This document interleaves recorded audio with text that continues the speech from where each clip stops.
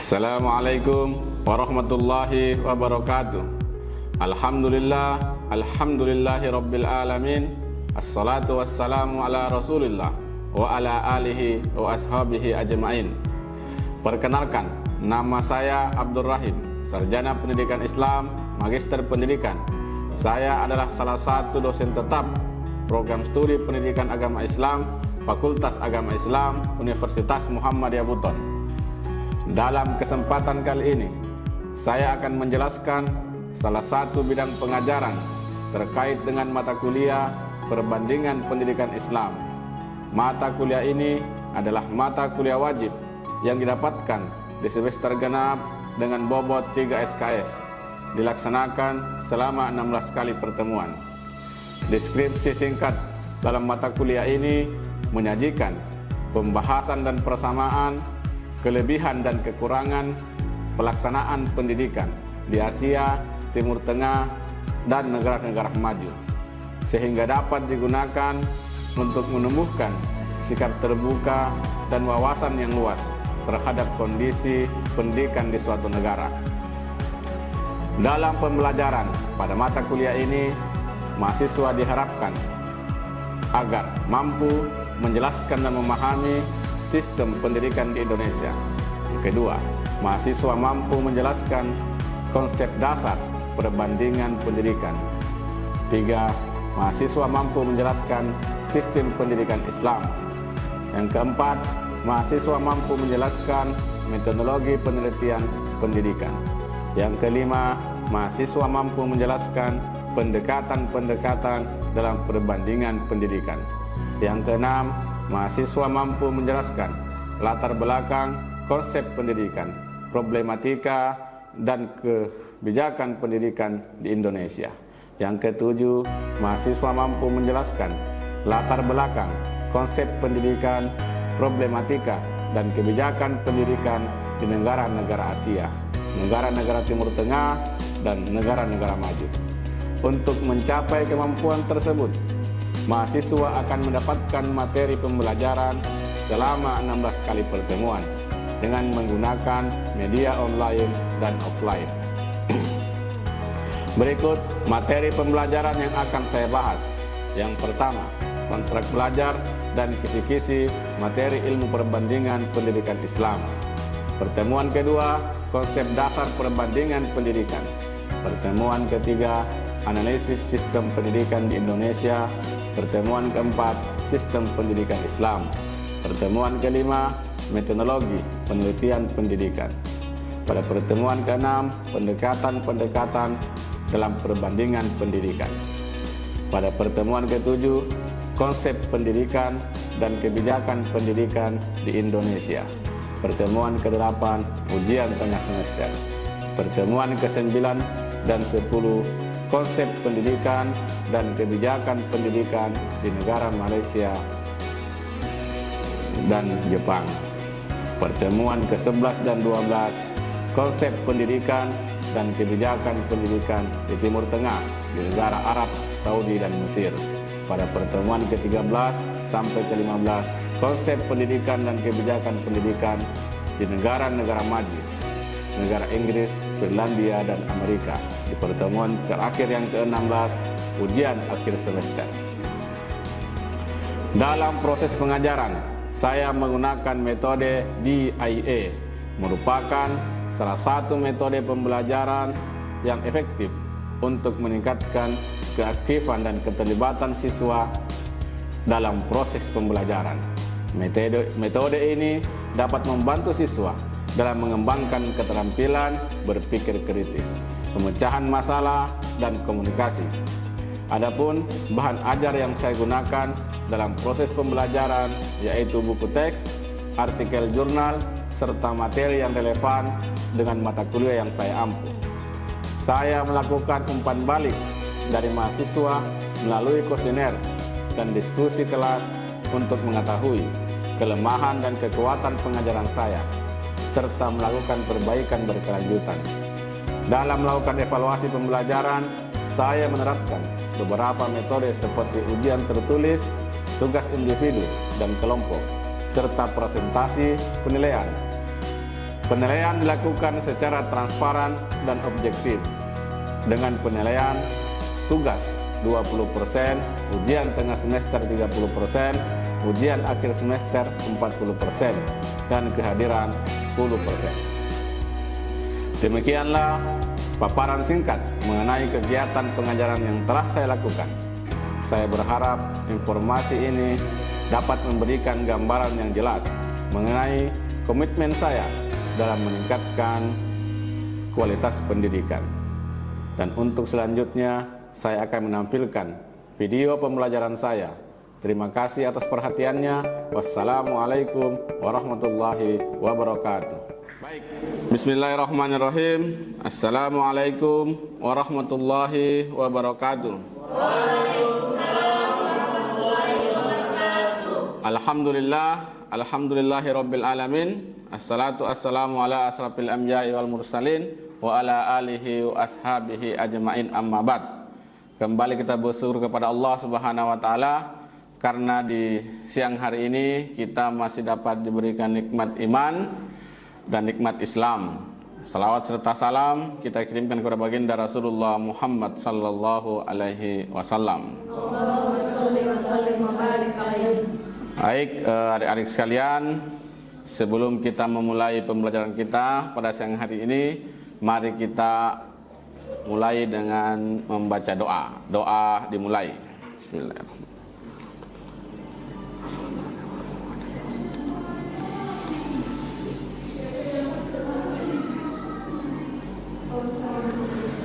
Selesai. Baik, sebelum kita lanjut, saya akan mengabsen ya. Kalau saya sebut namanya, bilang hadir.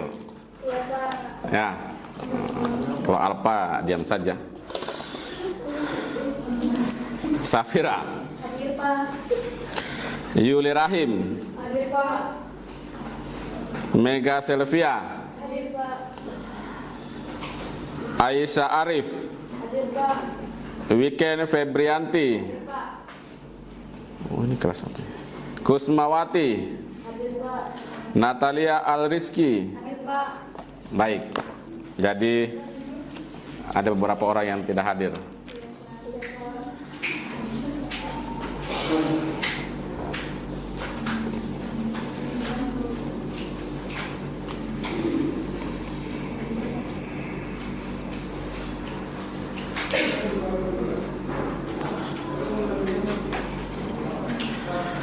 Baik, selanjutnya kita masuk kepada materi kita pada siang hari ini yang berjudul Sistem Pendidikan Islam. Ya, sebelumnya di pertemuan sebelumnya kita telah mempelajari yaitu terkait sistem pendidikan di Indonesia. Pertemuan sebelumnya, sekarang kita masuk kepada sistem pendidikan Islam. Kalau kita berbicara sistem pendidikan di Indonesia, berarti kita akan masuk kepada Undang-Undang Nomor 20 Tahun 2003 tentang Sistem Pendidikan Nasional. Ya, itu sudah ada. Sekarang kita masuk kepada materi tentang sistem pendidikan Islam. Jadi kalau berbicara tentang peta pendidikan Islam di Indonesia, pendidikan Islam di Indonesia itu mata pelajaran agama, terbagi dua ya. Mata pelajaran agama, yang kedua sebagai pendidikan umum yang bercirikan Islam pada pendidikan madrasah, ada di ibtidaiyah. Kalau ibtidaiyah itu pasti di madrasah sanawiyah, madrasah aliyah ya. Kemudian pendidikan Islam di Indonesia itu yang ketiga itu pendidikan keagamaan. Itu ada di pondok pesantren ya. Jadi sistem pendidikan di Indonesia itu, sistem pendidikan Islam, itu Indonesia itu terbagi jadi tiga. Ada di mata pelajaran agama, ada di pendidikan umum ya seperti di SMA toh. Kemudian ada di pendidikan keagamaan. Kemudian tujuan daripada sistem pendidikan Islam itu untuk membentuk akhlak yang mulia. Kenapa akhlak yang mulia? Karena salah satu tujuan Rasulullah diutus ialah untuk menyempurnakan akhlak. Nah, sehingga pendidikan Islam itu tujuannya harus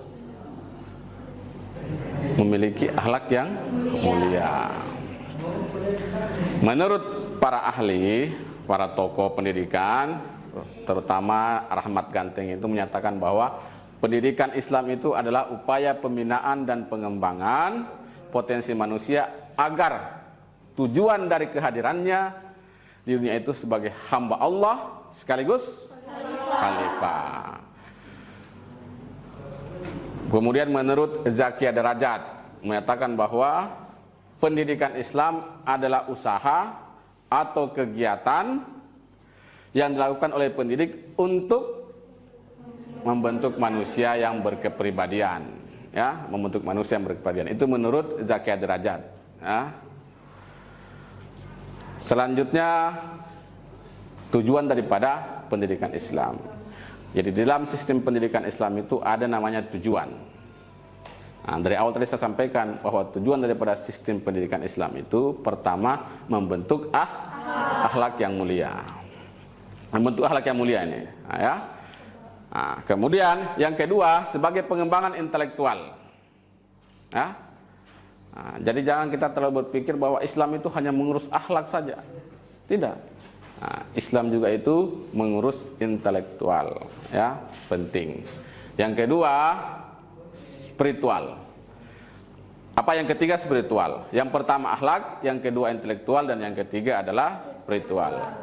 Jadi aspek spiritual ini ya pasti berlandaskan kepada Al-Quran dan Sunnah. Kalau pengembangan intelektual, selama dia tidak bertentangan dengan Al-Quran dan hadis, itu harus kita ambil, kita gunakan, ya, untuk pengembangan intelektual. Misalnya pendidikan umum itu harus juga diambil, jangan hanya terfokus kepada pendidikan agama. Untuk pengembangan intelektual kita tidak, tapi kita harus juga ilmu umum itu kita gunakan juga untuk pengembangan intelektual. Yang penting dia tidak bertentangan dengan Al-Quran dan Sunnah. Kalau sudah terbentuk intelektual yang bagus, kemudian spiritualnya dia bagus, pasti akhlak itu tercapai dengan baik, ya. Jangan ada orang yang spiritualnya bagus, kemudian keilmuannya tinggi, tapi tidak memiliki akhlak yang bagus. Nah, itu tidak disebutkan, tidak sampai daripada tujuan pendidikan Islam itu, ya.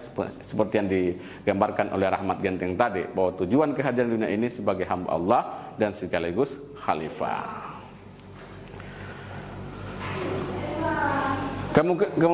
Kemudian di sistem pendidikan Islam itu, di dalam kurikulum sistem pendidikan Islam itu ada yang namanya ilmu agama, ada ilmu umum. Ilmu agama itu kebanyakan ada di pondok pesantren, ya, atau mungkin di madrasah-madrasah sanawiyah. Itu ilmu agama itu lebih dominan. Nah, tetapi di sistem pendidikan yang ada di Indonesia, ya, agama itu bukan hal yang dinafikan, tidak. Kalau sistem pendidikan saya tidak. Dia adalah sebuah sistem atau bagian daripada pendidikan nasional kita. Nah, sama tadi di awal saya sampaikan bahwa Undang-Undang Nomor 20 Tahun 2003 itu, ya. Kalau sistem pendidikan nasional berbicara secara menyeluruh, di bawahnya itu ada subbagian yang disebut sistem pendidikan Islam atau pendidikan Islam.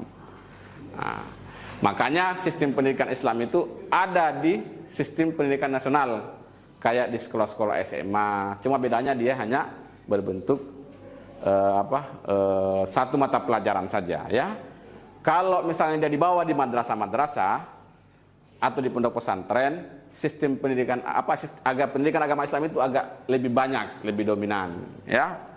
Nah, bisa disatukan dia penyatuan antara pendidikan Islam dengan pendidikan nasional itu kalau di pondok-pondok pesantren atau di madrasah itu dia kadang hampir seimbang atau kadang ada yang lebih besar daripada pendidikan umumnya. Nah, beda kalau di SMA. Nah, itu yang ada sekarang. Kondisi kurikulum itu ada sekarang yang terjadi. Nah, ini kita berbicara tantangan. Ini tantangan pendidikan Islam sekarang itu pertama adanya modernisasi, ya, tantangan utama. Yang kedua sumber daya. Nah, saya hanya ingin menjelaskan yang ketiga, yang paling penting itu stigma negatif. Ini harus dihilangkan, karena Seolah orang mengatakan bahwa belajar agama itu sudah ketinggalan zaman, ya. Seolah agama itu sudah bukan hal yang penting, ya.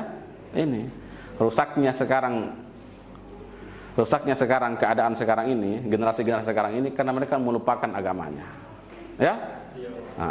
Ya ini harus kita buang jauh-jauh nih stigma negatif terhadap agama.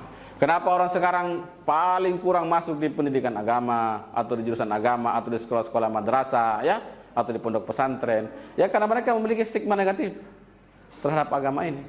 Seolah-olah kalau kita kuliah di agama masa depan tidak tercerahkan, ya. Nah, ini yang dihilangkan. Ini tantangan kita dalam pendidikan Islam. Yang terpenting lagi adalah dalam pendidikan Islam itu keluarga. Kita belajar di kampus, di sekolah, kita sering ke masjid, ya, pulang ke rumah, lingkungan keluarga tidak mendukung, ya, sampai di rumah keluarga tidak senang kalau kita pergi sholat, tidak senang kalau kita menutup aurat, ya, tidak senang kalau kita tadarus, itu bahaya. Tapi kalau lingkungan keluarga mendukung, sistem pendidikan Islam itu akan jalan, ya. Kemudian teladan, kita harus sering melihat orang tua kita bisa menjadi teladan, guru kita menjadi teladan, keluarga kita menjadi teladan, ya, terutama orang tua. Jangan orang tua hanya suruh kita pergi masjid, pergi belajar agama, tapi dia lupa dengan apa yang dia suruh. Yang kedua, dukungan.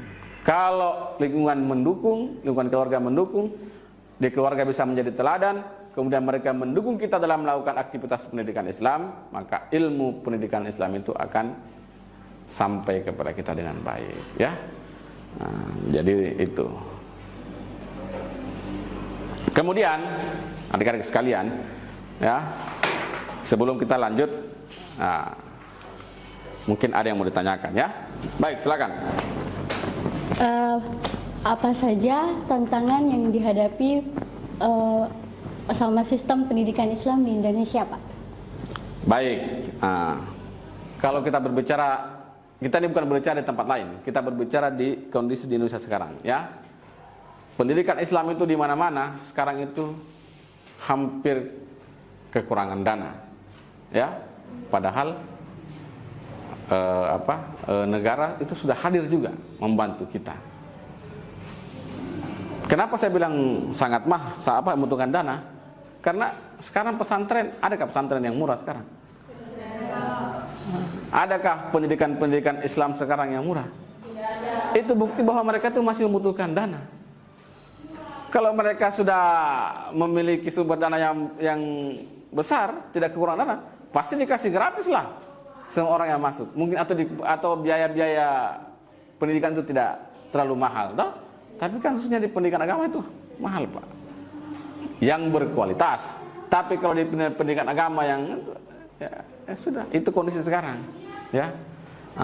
Yang kedua, kurangnya tenaga pengajar, ya. Karena itu tadi stigma negatif bahwa kuliah belajar di pendidikan agama itu tidak menguntungkan. Ya, pada akhirnya generasi sekarang malas untuk belajar agama, ya. Sehingga guru juga sudah kekurangan. Ada ya banyak sekolah yang kita bangun, tapi untuk mencari guru-guru yang punya potensi keagamaannya bagus itu masuk untuk mengajar, hampir kita kekurangan, ya. Ada kekurangan. Itu yang menjadi tantangan. Kemudian persaingan dengan sekolah umum. Ini kondisi kita yang ada di Indonesia, ya. Itu begitu, ya. Jadi yang pertama tadi itu ada kepesan dana, yang kedua kurangnya tenaga pengajar, yang ketiga itu persaingan dengan sekolah-sekolah umum, yang seharusnya itu ya bukan persaingan. Jangan dianggap persaingan antara sekolah agama dengan sekolah umum. Tidak. Negara itu mengakui dua-duanya. Ya. Tidak ada itu negara membeda-bedakan antara sekolah umum dan sekolah agama. Tidak ada. Yang bedanya sekolah umum di bawah Kementerian Pendidikan, sekolah agama di bawah naungan Kementerian Agama.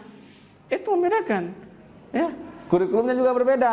Kalau di Kementerian Agama itu dia menggabungkan antara kurikulum umum dengan kurikulum agama.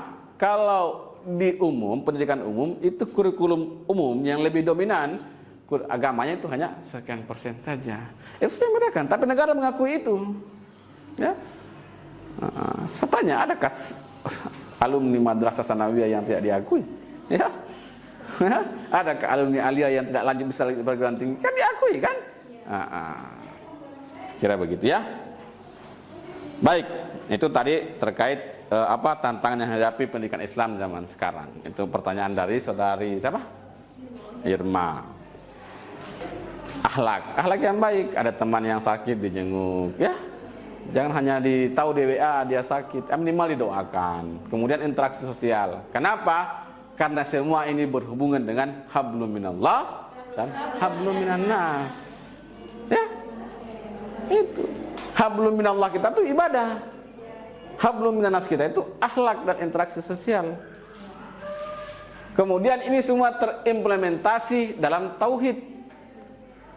Tauhid rububiyah, tauhid asma wa sifat dan tauhid uluhiyah. Ada semua di sini. Jadi kalau kau mengaku orang yang bertauhid, kamu tidak pernah beribadah, tidak pernah berinteraksi sosial, ya, tidak pernah menyapa temanmu, itu orang tidak bertauhid itu. Mengaku Islam tapi tidak bertauhid. Kenapa? Karena dia tidak mengintegrasikan nilai-nilai itu ke dalam kehidupannya sehari-hari. Jadi itu pentingnya. Itu pentingnya pendidikan agama Islam. Baik, jadi tadi kita sudah menjelaskan secara luas tentang sistem pendidikan Islam. Jadi saya ingin tanya kepada saudari Adelia, ya, apa yang dimaksud dengan sistem pendidikan Islam? Oke, saya akan menjawab. Sistem pendidikan Islam adalah sistem pendidikan yang mengamalkan nilai-nilai ajaran Islam, dan tujuannya itu untuk membentuk manusia Muslim yang berakhlak mulia, yang berilmu pengetahuan, dan dapat mengimplementasikan dan mengamalkan ajaran agama Islam di kehidupan sehari-harinya. Mungkin itu saja, Pak. Terima kasih. Baik, jadi itu ya, pendidikan Islam itu tujuannya itu ya. Masih ada? Sekarang siapa? Wahab. Yang lain? Wahab ini saya ingin tanyakan terkait apa saja tantangan sistem pendidikan Islam yang ada di Indonesia. Berlandaskan tauhid. Pendidikan Islam berkeyakinan bahwa tidak ada sesembahan lain selain Allah Subhanahu wa taala.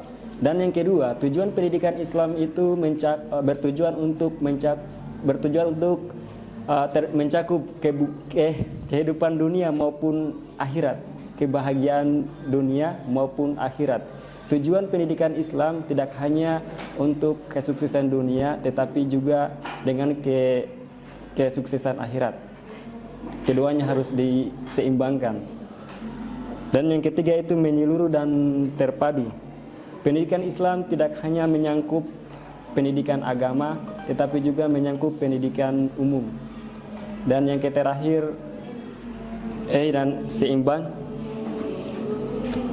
Pendidikan Islam menyeimbangkan antara pendidikan agama dan pendidikan umum. Yang selanjutnya berkualitas. Pendidikan Islam harus berkualitas tinggi dan berstandar internasional. Itu saja mungkin yang dapat saya sampaikan. Saya kembalikan kepada Pak dosen. Baik, itu tadi apalah ciri-ciri sistem pendidikan Islam. Baik, saya kira pertemuan kita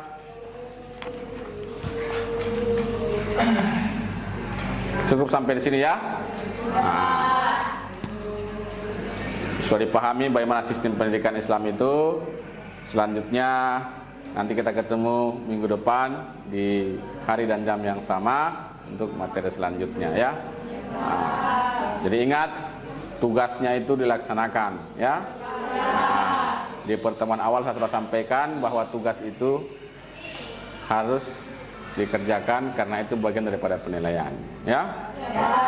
Sekira begitu, kita tutup dengan bersama-sama membaca doa kafaratul majelis. Subhanakallahumma rabbana bihamdika asyhadu an la ilaha illa anta astaghfiruka wa atubu ilaik. Wastabiqul khairat. Assalamualaikum warahmatullahi wabarakatuh.